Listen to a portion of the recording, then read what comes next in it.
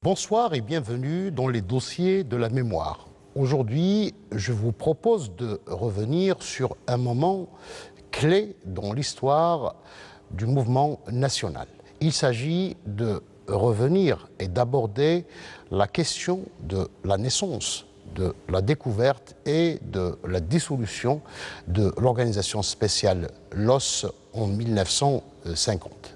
La création de l'organisation spéciale LOS remonte à 1947, soit moins de 2 années après les massacres de Sétif, Guelma et Kharata. En effet, les responsables du PPA-MTLD décident à la fin du congrès de 1947 de mettre en place une organisation paramilitaire ultra secrète afin de servir de fer de lance pour préparer et déclencher la guerre de libération nationale.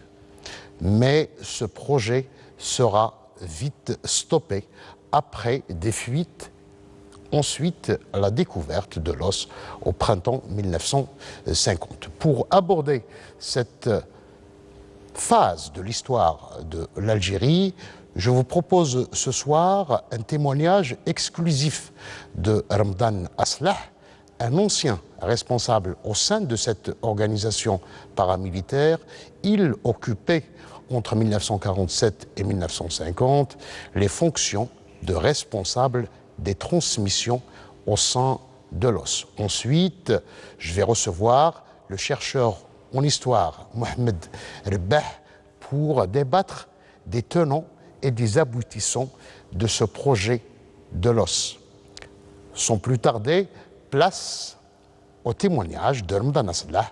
Je rappelle qu'elle était responsable des transmissions au sein de l'organisation spéciale LOS.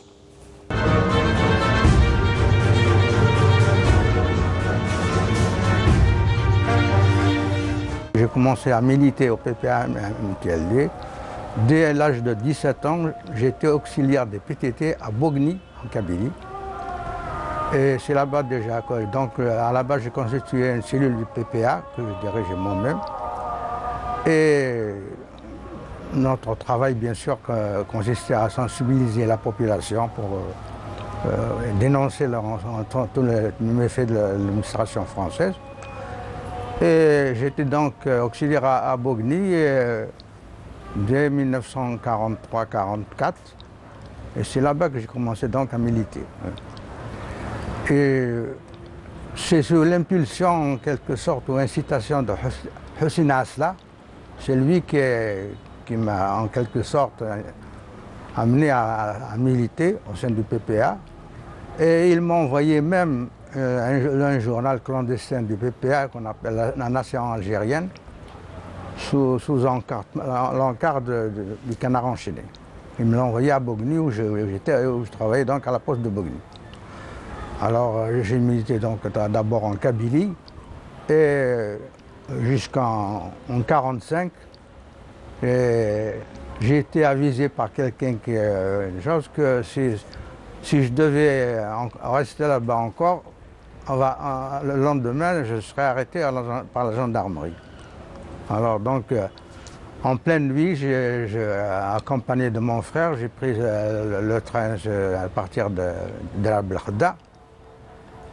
Et là, en arrivant à Alger, bien sûr, j'ai continué j'ai pris contact avec les responsables et j'ai continué à militer à Alger. À la place de Chartres. Oui. C'était d'ailleurs le même siège. Le Mouloudia était au 2e étage et le PPA il avait ses bureaux au 1er étage.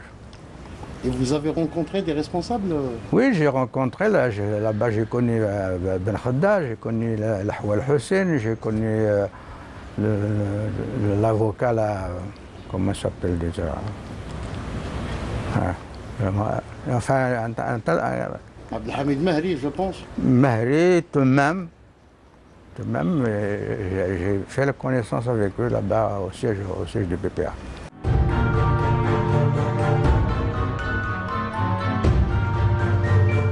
Cette décision a effectivement été prise après le congrès qu'il y a eu du côté de Chlef.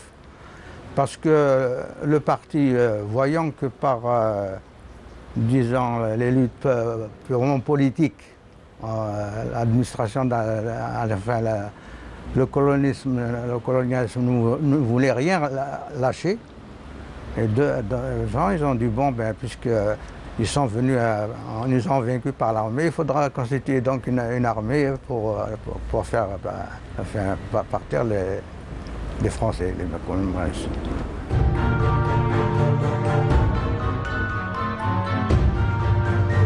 Pour la constitution de l'OS, l'organisation spéciale qu'on l'a appelée, et on choisissait, on triait en quelque sorte, c'était les meilleurs, les militants les plus sûrs, les plus aguerris, qu'on appelait pour constituer donc, les éléments de l'OS. Et puis c'était une organisation spéciale, mais absolument organisation secrète, on l'appelle aussi, puisque on ne connaissait pas plus. On recrutait les meilleurs éléments et on faisait des sous-groupes, des demi-groupes et des groupes de 3 personnes. Et c'était complètement cloisonné. C'est-à-dire on ne connaît pas plus de 3 personnes. Le chef et les 2 autres. Et là, justement, se proposait de constituer des éléments qui vont bien, par la suite, en quelque sorte, déclarer la guerre au colonialisme.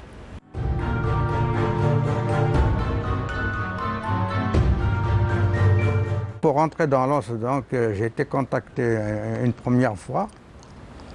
Et mon supérieur hiérarchique m'a dit, voilà, tel jour, à telle heure, il y a quelqu'un qui a le journal Le Monde entre lui, et c'est comme ça qu'il va vous contacter.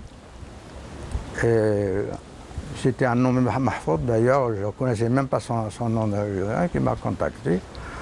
Et après, il m'a amené chez lui, dans son appartement. Et pour me mettre à l'épreuve aussi, il m'a mis à l'épreuve parce que pour rentrer dans l'OS, il fallait qu'on mette à l'épreuve pour qu'on est sûr que... Alors il m'a amené chez lui. Après quelques échanges de vues, il m'a posé un 635 sur la table. Il m'a dit, tu vas te servir de cette arme à tel jour, à tel endroit. C'était du côté de Gued Constantine, la descente de Cuba.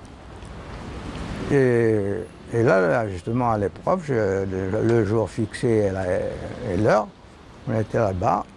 Il m'a dit, voilà, il y a un officier français qui a l'habitude de monter dans une 205 noire. Et dès qu'il apparaît, il faudra essayer de viser pour le tuer en quelque sorte. Une 203, vous voulez dire? 203, oui, pardon, 203. Alors on a été donc à Cuba, ce qui surplombait la route. Et quand effectivement la 203 est montée, il m'a dit, quelque chose, c'est sûr. Alors j'ai effectivement tiré sur la gâchette. Mais finalement, il n'y avait rien, puisqu'il m'a dit, elle n'est pas armée, donc tu es bon pour le service en quelque sorte. C'était l'épreuve pour entrer dans l'OS. Et c'était, à ce moment-là, dans l'OS, l'OS elle-même c'était composé de 3 sections. Il y avait la section des artificiers, il y avait la section des transmissions, et comme moi je travaillais au PTT, on m'a mis dans la section transmission. Et là, j'entraînais donc un groupe de jeunes qui sont entrés également dans l'OS. Je les entraînais avec une espèce de morse lumineux, parce qu'on ne peut pas, pour éviter le son, un morse lumineux, c'est une façon de... Donc, ils entraînaient les gens pour transmettre des messages avec un lance.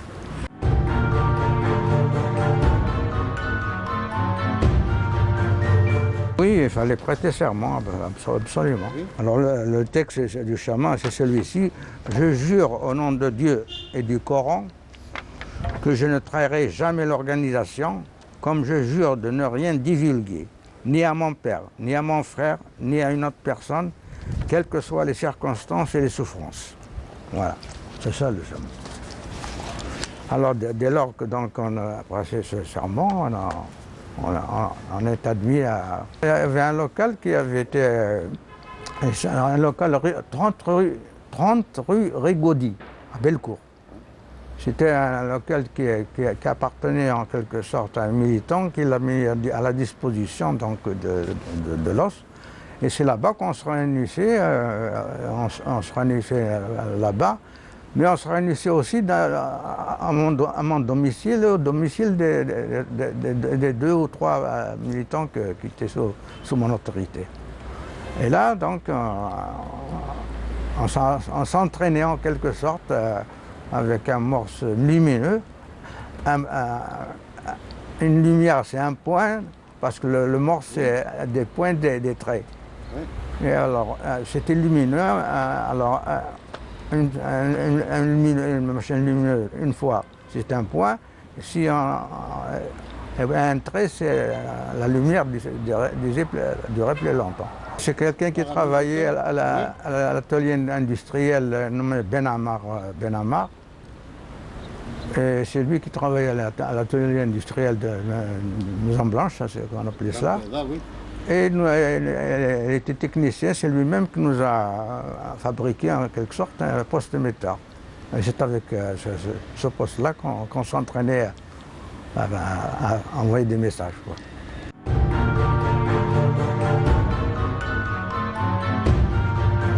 Oui, alors effectivement, on est contrôlé. Moi-même, en tant que chef, je contrôlais, c'est avec une cagoule.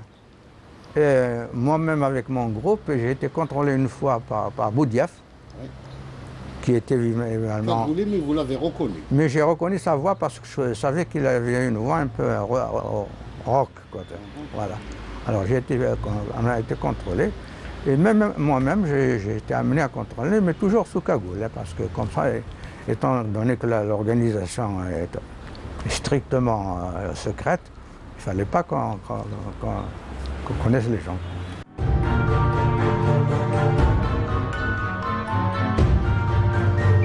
Ben, justement, l'OS avait pour mission, en quelque sorte, de préparer les militants au déclenchement futur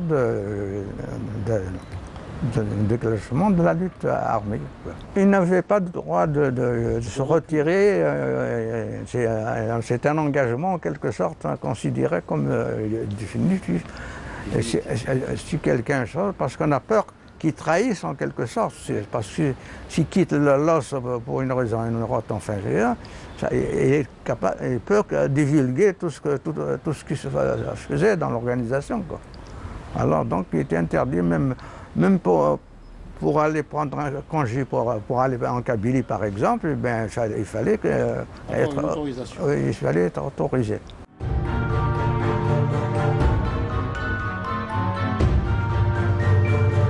Le démontement de l'os en 1950, c'est comme ça, c'est parce que quelqu'un en quelque sorte a trahi, et puis c'est venu de l'Est, de TBC, quelqu'un de TBC. Et puis alors, c'est là qu'il y a eu ensuite des arrestations. Et un beau jour, le 25 avril 1950, j'ai été moi-même arrêté. On est venu à 8 h du soir. J'habitais avec mon frère chez des vieux parents. Ils sont venus à la porte police. Alors là, ils m'ont mis d'ailleurs un bandeau sur les yeux et m'ont embarqué dans une voiture. Je ne savais pas comment ils m'ont emmené à la fameuse Villa Susini, où j'ai trouvé déjà des militants qui avaient été arrêtés avant moi. Mon cher, ça ne dépassait pas une dizaine. Hein. Des personnes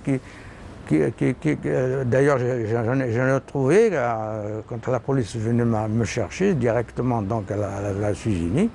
Et là, on subit une torture atroce. Elle est précédée d'un interrogatoire. On essaie donc ils voulaient savoir, enfin, qu'on donne des renseignements sur l'organisation, qu'on donne même des personnes.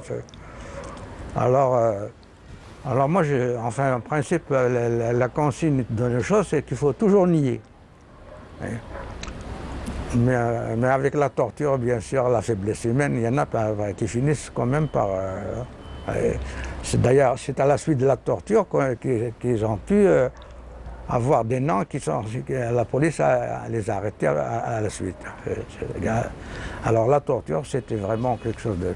Il y avait la baignoire, là, vous mettez un bâton de machin, on vous basculez dans la baignoire, et on vous disait donc, si vous décidez à parler, il faut lever le doigt. Alors dans la baignoire, moi-même, j'ai subi la torture de la baignoire. Quand je levais la main, ce n'était pas pour parler, c'était pour pouvoir respirer en quelque sorte, puisqu'on nous mettait la tête dans l'eau. En plus de la baignoire, il y avait la torture de ce qu'on appelle le goulot de la bouteille. Il y avait la torture à l'électricité aussi. Celui qui était chargé d'argent, paradoxalement, c'était un Algérien. Je n'arrive pas à retrouver son nom, mais on l'appelait Smith. Le surnom, c'était Smith. C'est un inspecteur de police. Un inspecteur, enfin un auxiliaire de police. Un auxiliaire, oui. Et ceux qui donnaient les ordres, oui, c'était les Français, c'était des inspecteurs ou des commissaires de police. On nous disait que nous montions un complot contre les Français, quoi. Avant de vous torturer, on essaie de vous tirer si vous parlez, vous dénoncez, vous donnez des gens. On commence par vous dire, d'ailleurs moi-même, me dit, dites-nous, enfin, donnez vos chefs, etc. Et puis quand on vous relâchera, vous allez reprendre votre emploi au PTT. Après la torture, c'est la prison. Alors dans une première nuit, on nous a emmenés à Tizi Ouzou. On a passé une nuit à Tizi Ouzou, puis ensuite, avant la levée du jour, bien avant la levée du jour, on nous a ramenés à la prison de Blida. Oui, après les arrestations, il y avait les problèmes à la passe d'instruction. Alors, suivant qu'on est... Parce que la consigne dans l'os, c'était que ne jamais laisser de documents, tout ce qui peut être considéré comme pour faire des preuves matérielles, comme quoi on appartient à... Alors, personnellement, quand je suis passé devant le juge, justement, le fait que je n'avais rien, parce que il n'y avait rien, il n'y a pas de preuve matérielle, donc continuer à nier comme quoi je n'appartiens pas, c'est par erreur c'est pas erreur qu'on a. Alors lorsqu'on a passé devant le juge d'instruction, certains ont pu être libérés, d'autres ont été condamnés.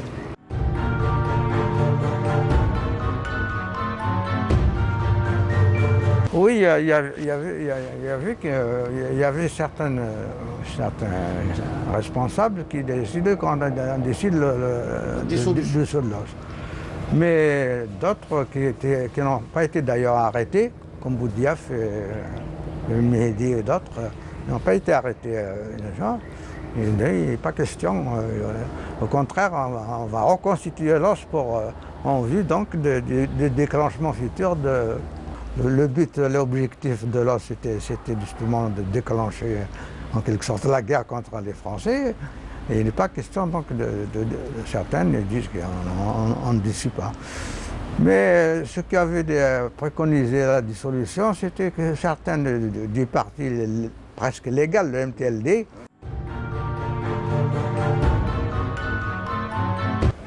oui, c'est lui le correspondant en quelque sorte entre l'os et le parti. C'était le seul d'ailleurs.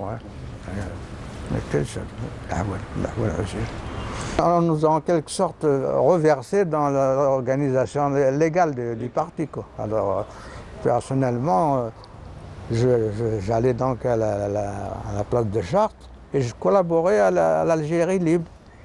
Je collaborais. Journal du parti. Du parti, le journal du parti.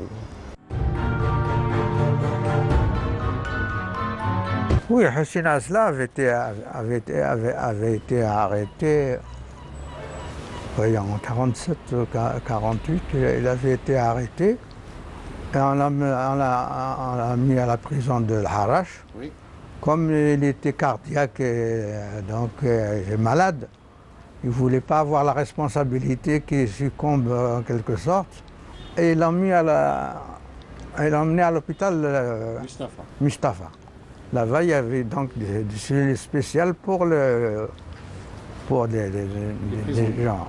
Et c'est là-bas, à Mustapha, Hossein Asla, qui ne tenait pas quand même, il voulait reprendre son activité parce qu'il avait des responsabilités. Et puis il était considéré comme quelqu'un de très intelligent, et donc le parti avait besoin de lui. Et quand il l'a emmené à Mustapha, alors, dans une salle réservée donc, à ceux qui étaient chauves. Et c'est là-bas que Hossein Asla donc, m'a demandé de lui amener l'essentiel pour s'évader. Il était dans une cellule avec un machin de droit commun, qui était d'ailleurs fort de corpulence. Et il a réussi à convaincre le gars de scier les barreaux d'une fenêtre qui donnait pour l'extérieur. Et effectivement, il a scié, il a réussi à maintenir les barreaux. Et un jour, Hossein Asla, avec l'aide, comme on dit, d'un ancien militant nommé Amrani, qui est connu d'ailleurs, c'était le compagnon de Hossein Asla, entre parenthèses. Et avec lui, on a organisé donc l'évasion de Hossein Asla. Alors Hossein Asla qui était donc dans cette cellule, ils ont commandé les barreaux, et le soir, à la tombée de la nuit, on s'était convenu donc avec un ancien de ses compagnons, Amrani, ils ont préparé, c'était une voiture qui utilisait les administrations. Et donc il a sauté avec son compagnon par la fenêtre, ce qui lui a d'ailleurs, comme il était fragile de santé, il a sauté de 30 mètres, 3 mètres. Et puis comme la voiture attendait, le gars qui était avec lui, ni vu ni connu, il est parti de son côté. Hossein Asla, il a une traction avant, tiens, cette traction avant. Et il l'a emmené chez un cousin qui s'appelle Mohamed, c'était un cousin à Hossein Asla. Et il l'a emmené là-bas parce qu'il ne voulait pas l'amener chez son domicile habituel. Il l'a emmené chez un, et Hossein Asla a pris une grande colère parce qu'il a trouvé sa mère chez le cousin Hossein. Alors il était en colère parce qu'il ne voulait pas que sa mère sache qu'il s'est évadé. Alors on l'a amené chez le cousin en question, où il a trouvé sa mère, mais aussitôt, presque après, il y a Amrani qui s'est chargé de lui, et ils l'ont emmené se réfugier dans d'autres endroits. Alors il avait vécu en réfugié chez des militants, quoi. On ne connaîtra pas le déclenchement puisqu'il est décédé en 1948. En janvier 1948, il est décédé. Ouais, mais c'était un homme merveilleux, c'était incroyable. Je suis tenté de dire que c'est grâce à l'os qu'on a pu arriver au déclenchement le 1er novembre 1954. C'est l'os qui a préparé en quelque sorte les hommes les a aguerris, leur a donné la foi nécessaire pour arriver à déclencher la guerre de libération. S'il n'y avait pas eu l'os, je ne pense pas que finalement on aurait pu arriver à déclencher la guerre contre les Français.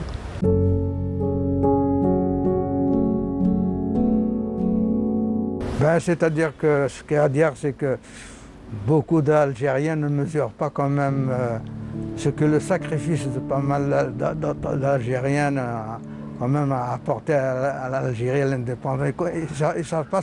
Ils sont pas conscients, certains ne sont pas conscients de ce que nous apporte l'indépendance, c'est-à-dire la dignité, les droits, comme on dit que nous avons été privés pendant 130 années d'occupation française. Certains ne mesurent pas justement toute l'importance de notre indépendance.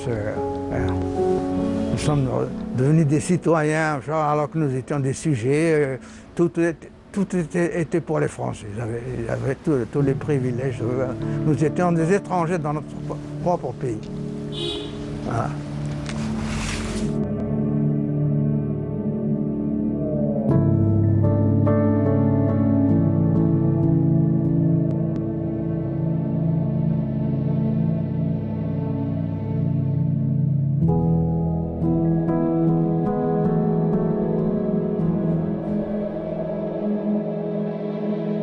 C'était donc un témoignage poignant de Rmban Aslah, ancien responsable de la section transmission de l'organisation spéciale LOS. Monsieur Mohamed Rbah, bonsoir. Bonsoir. Alors, avant qu'on commence ce débat de ce soir, j'aimerais bien une petite réaction par rapport à ce témoignage qu'on vient de suivre ensemble. Oui, c'est un témoignage d'un militant. Il était présent, donc il est crédible. Et je félicite tous ceux qui veulent bien donner le témoignage, car en Algérie, il n'y a pas d'archives et notre travail se base principalement sur le témoignage. Il faut donc encourager tous ceux qui aiment bien, qui veulent bien donner leur témoignage. Alors, nous sommes en 1947, moins de 2 années après les massacres de Sétif, de Galma et de Kharata. Le parti du peuple algérien et sa façade légale, le MTLD, décide de mettre en place cette organisation paramilitaire ultra secrète. À votre avis, est-ce que c'était une affaire aussi simple qu'on le pense? Il faut dire que c'est par réaction. Il y a eu un débat houleux lors du premier congrès du MTLD en février 1947, un débat houleux sur ce qui s'est passé le 8 mai 1945 et les jours suivants. Et Aït Ahmed, par exemple, a critiqué, et il le dit dans un rapport que je vais citer tout à l'heure, a critiqué la façon un petit peu désordonnée de la direction du PPA à l'époque, et particulièrement l'ordre qui a été donné le 23 mai 1945 et le contre-ordre de l'insurrection. Et il a rendu responsable la direction de ce qui s'est passé, aussi presque des victimes qui ont eu lieu. Alors, il va y avoir cette décision, elle sera prise pratiquement à la fin du congrès de 1947 qui a été tenu à Belko, Oui. Actuellement Belouizdad, et le 18 février 1947, l'OS est né. Mais on va mettre pratiquement 6 mois pour sa structuration définitive. Il faut dire tout de suite que lors du congrès, trois tendances se sont dégagées. Le MTLD légal, qui joue le jeu des élections. Ce qu'on appelle les électoralistes à l'époque. Oui, c'était en octobre 1946 que le PPA, sous la direction du Messadi Hadj, avait décidé de participer aux élections législatives en novembre 1946, et même ceux qui étaient contre la participation aux élections s'étaient présentés comme Lamine Debarine, qui a été élu député. Et l'autre tendance, c'est le PPA clandestin, une structure qui reste. Et la troisième tendance, c'est les partisans de la lutte armée. Et là, pour expliquer ceci, je me repose sur le rapport qu'a fait Aït Ahmed en décembre 1948, lors d'une session extraordinaire du comité central du MTLD. Ça s'est tenu à Zédine, dans la ferme d'un militant de l'OS. Aït Ahmed était membre du bureau politique et chef de l'état-major. Mais avant de revenir sur ce rapport de Hussein Aït Ahmed, qui date de 1948, j'aimerais bien évoquer le premier état-major, parce que l'OS va connaître trois états-majors. Oui, il y a eu un premier état-major de février 1947 à novembre 1947. Rien n'avait été fait. Bon, il était dirigé, l'état-major, par Mohamed Beloujzad, qui était déjà malade. C'était les conséquences de tout le militantisme. Il allait dans la campagne, organiser le parti. Tout ceci l'a touché. Il est devenu tuberculeux. D'ailleurs, il mourra de tuberculose en 1952. Et en 1947, Aït Ahmed a été nommé chef d'état-major. C'est en tant que chef d'état-major. L'état-major se composait d'un chef d'état-major, des responsables de région et d'un instructeur militaire. L'instructeur militaire, c'était Belhadj, qui par la suite, on le dit tout de suite, a trahi, et c'est le fameux Cobus qui avait monté un... Il va trahir pendant la guerre de libération nationale, c'est-à-dire... Il a trahi au moment où il a été arrêté, il a eu peur, torturé, il a trahi, même lors du procès en 1951. Bon, ça c'est une autre histoire. Notre affaire. Mais il fallait le dire. Donc, c'est surtout le rapport. Alors, au nom de ses camarades de l'OS, Aït Ahmed... Là, c'est le premier rapport des activités de l'OS. Et puis, c'est surtout la définition de la voie à suivre. Et c'est là où il dit la lutte de libération nationale, c'est la guerre populaire. Et il dit ce que n'est pas la lutte de libération nationale. La lutte de libération, dit-il, n'est pas un mouvement de masse, c'est-à-dire des manifestations de rue, près des édifices du colonialisme, tels que le gouvernement général à l'époque et tout cela, pour penser, chasser, battre le colonialisme. Donc ce n'est pas un mouvement de masse. Ce n'est pas non plus le terrorisme des actes individuels, des actes isolés. Et il dit, en lisant le rapport, ça aurait été une provocation au plan politique. Ça ne donne rien. Aller tuer un Bachara ou bien un colon, et puis après. Il n'y a pas d'organisation. Et aussi, il dit ce n'est pas la constitution d'une zone franche, c'est-à-dire d'une zone libérée. Il donne l'exemple de la Chine.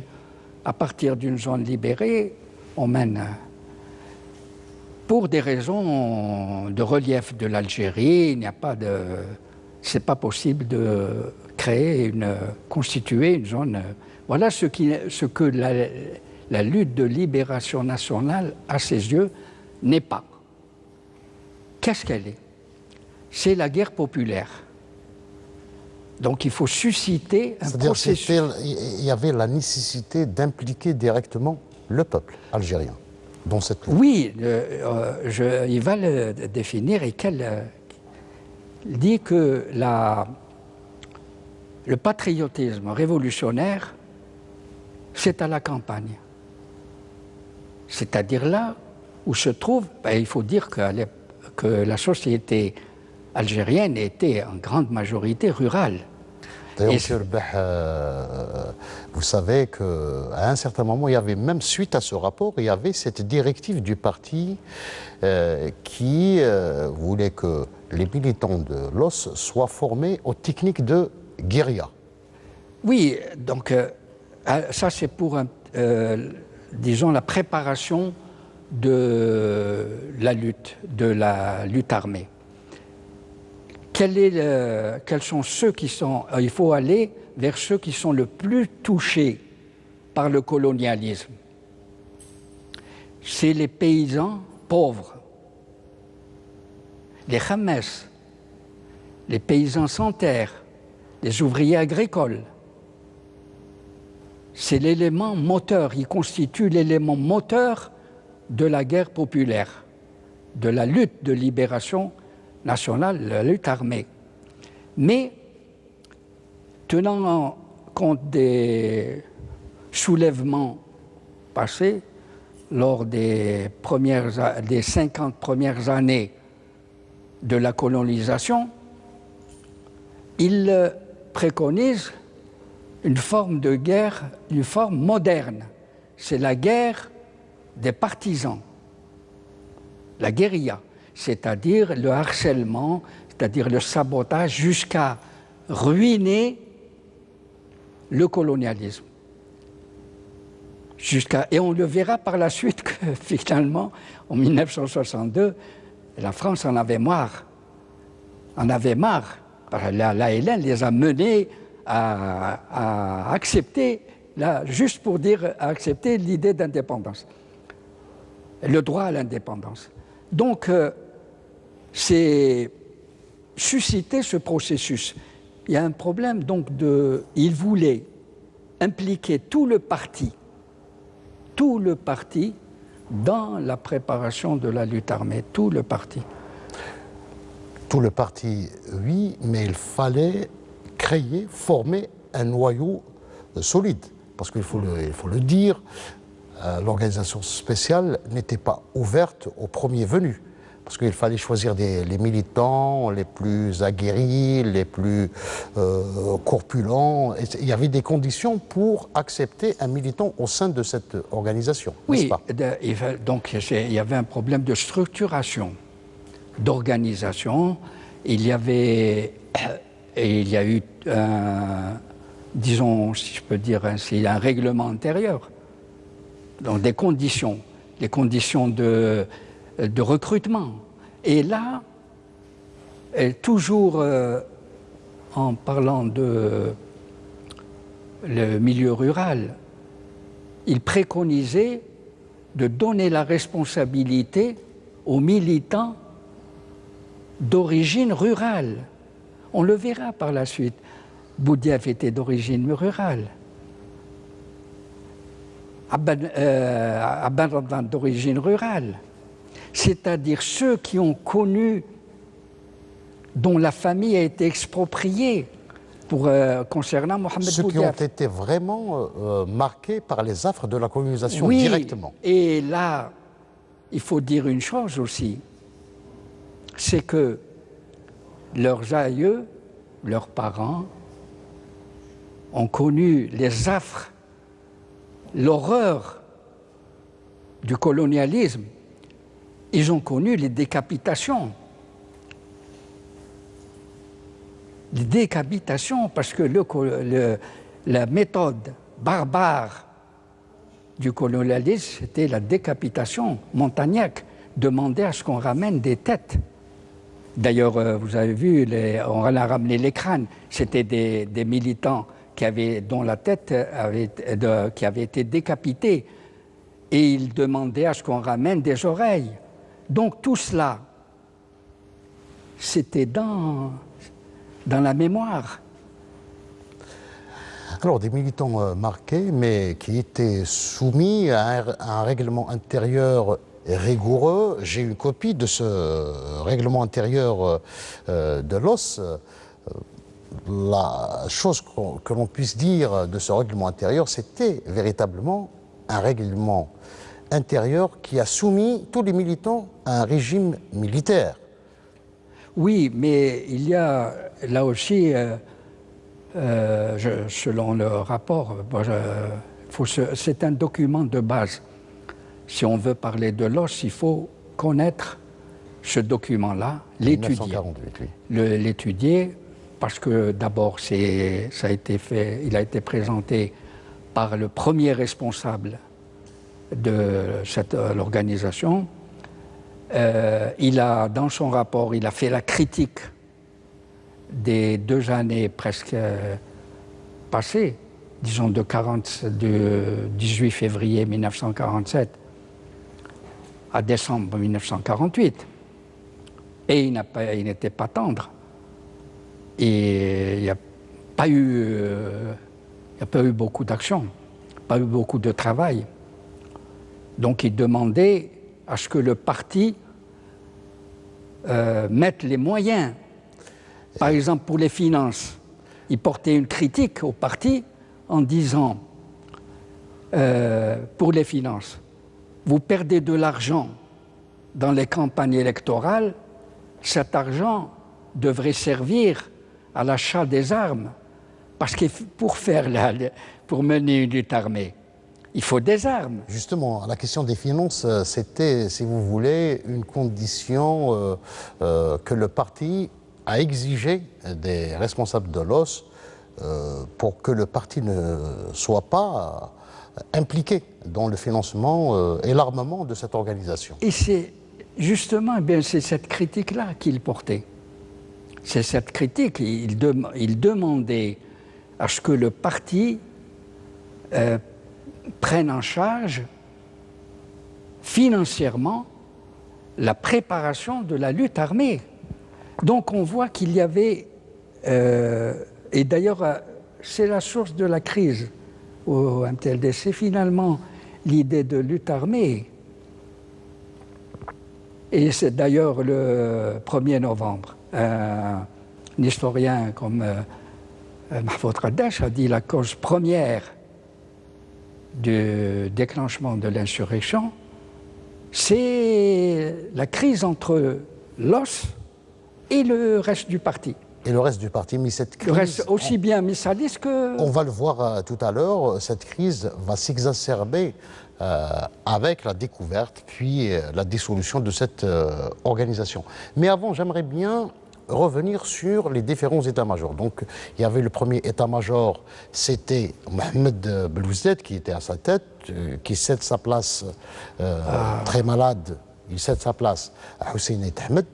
Et puis, tout de suite après, une année plus tard, c'est-à-dire en 1949, Ahmed cède sa place à Ahmed Ben Bella, qui deviendra... Il ne cède pas sa place. Pardon, là, c'est un fait historique. Il ne cède pas sa place. Il y a des sources qui disent que c'était Ahmed, c'est de son propre chef qu'il avait décidé de remettre son mandat. Mais il y a... Moi, je pense qu'il faut revoir le contexte. C'est dû aussi à la crise berbère, parce qu'en 1949, il y a eu une crise dite berbère, pardon, entre guillemets. Parce qu'en l'été 1949, le MTLD a été secoué par une forte crise. Certains disent de démocratie, de manque de démocratie au sein du parti. Et Aït Ahmed, certainement, a dû être écarté comme pour respecter un peu ce que vous dites, certains disent, écarté à la suite de cette crise-là. Et Ben Bella a pris la suite. Ben Bella, qui est dans les états-majors passés, était responsable du département d'Oran. Et là, on a parlé de règlement intérieur. Il y avait, ça a été soulevé dans le rapport, c'est qu'il n'y avait pas une clandestinité, un cloisonnement strict. Ben Bella, par exemple, il était à Los et il était conseiller municipal à Marnéa.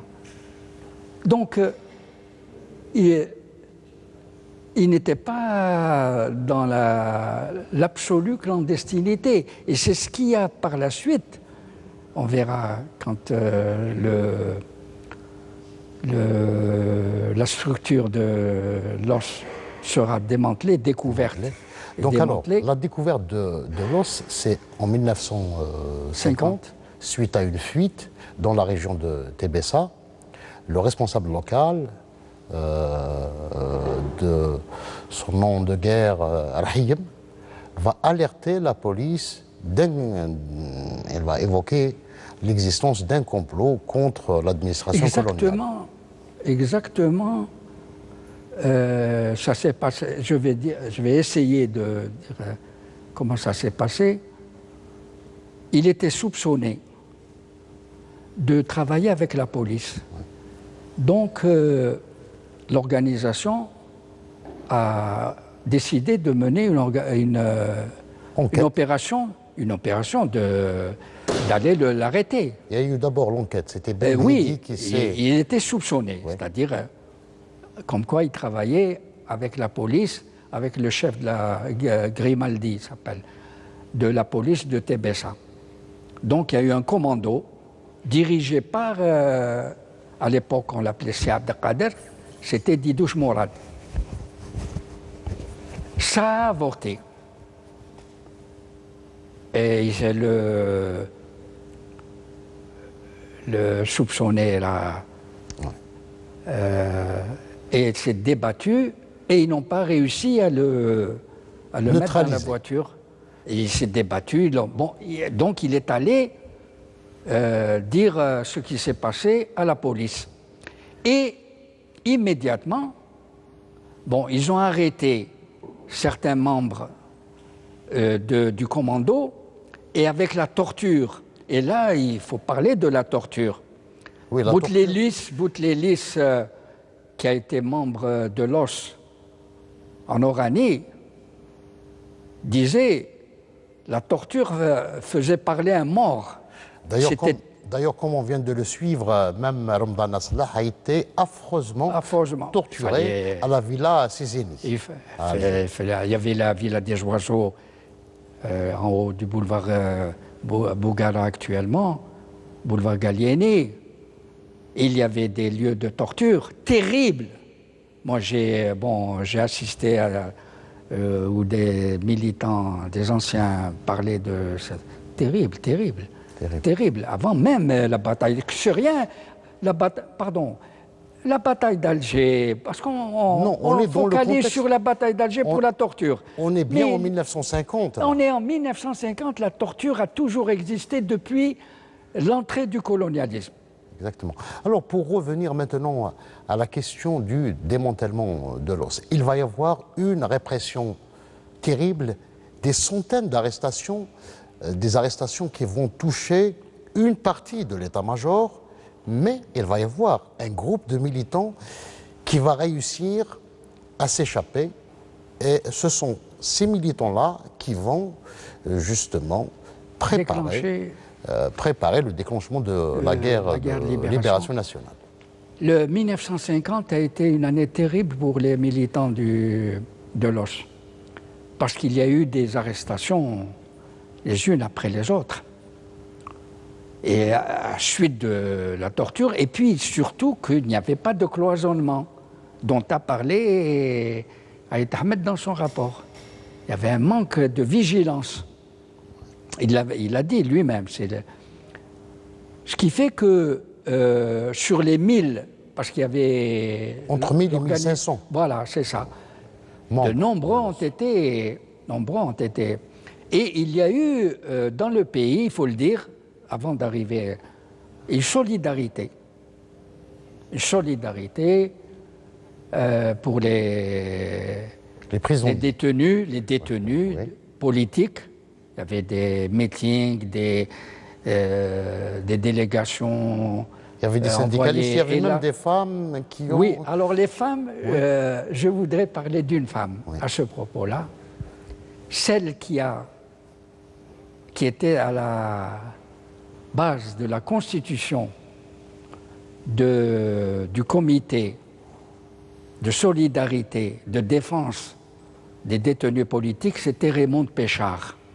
Il faut le dire. Raymonde Péchard était assistante sociale à Constantine. Elle militait, elle était membre du bureau du Parti communiste algérien.